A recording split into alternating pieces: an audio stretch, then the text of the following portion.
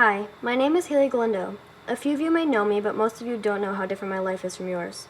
I have a younger brother named Logan, who is 15 years old, and he is the sweetest, funniest, and kindest kid you'll ever meet.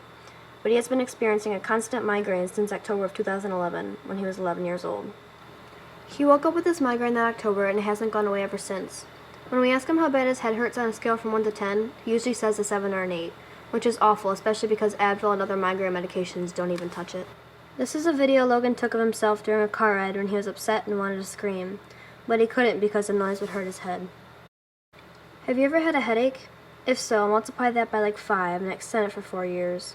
That should kinda give you an idea of the pain he goes through every day. We have taken him to a countless number of doctors to see if they could help him. Some of them tried out a few procedures and gave him medications that they thought would work, but didn't. Others would just turn us away, saying there was nothing they could do for him, which made him lose even more hope that he would never get better.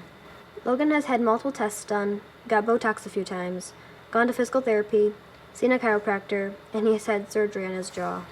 One of the doctors thought that his neck would have something to do with his head pain because his C1 and C2 are rotated.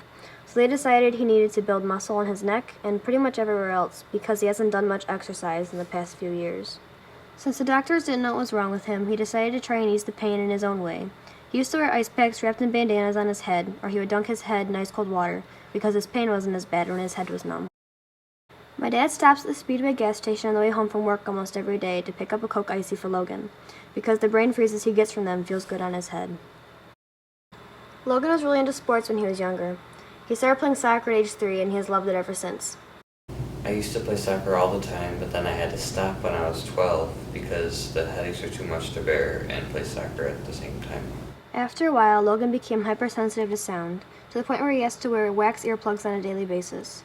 Also, he always turns on the fan when he walks into a room because the white noise blocks out other sounds. If he's in a louder area or around noisy people, he'll either go hide upstairs or put on noise-canceling headphones.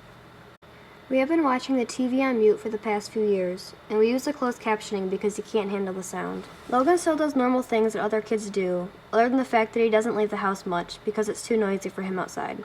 So he's usually upstairs in his room watching Netflix, playing on his iPad, solving the Rubik's Cube, or doing homework. One of the hardest things Logan has had to adapt to was his schooling. What grade are you in right now? I'm in 10th grade. What grade were you when you stopped going to public schools? I made it halfway through 7th grade and it's about Christmas time. Since you don't go to public schools, what have you been doing for schooling? I've been doing online schooling at Michigan Great Lake Virtual School Academy. After searching for the past few years, we found a plastic surgeon in Texas that does migraine surgery. His name is Dr. Amerlak, and he was confident he could help Logan. We heard about this doctor from a girl named Izzy, who was in a similar situation as Logan. After hearing that Izzy's migraine was better because of this doctor, we decided to take him to Texas too.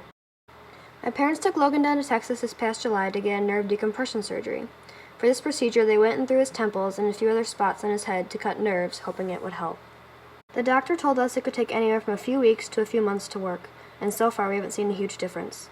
Logan's orthodontist thinks his jaw could be causing us pain because one side of his jaw is underdeveloped compared to the other side. To this day, we are still searching for answers, so now all he can do is live his life to the best of his ability and pray that we find a doctor who can cure him.